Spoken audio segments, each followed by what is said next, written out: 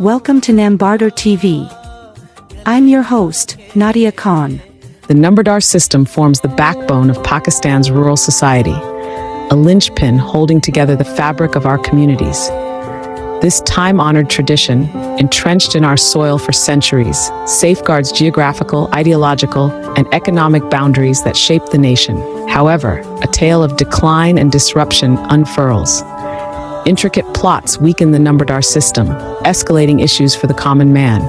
Efforts were made to sever the link between the ordinary citizen and the power holders, creating a chasm that echoed with silent pleas for justice. But like the phoenix, the Lambardar rights will rise from the ashes. The son of a Lambardar will reclaim his ancestral right, taking up the mantle from his forefathers.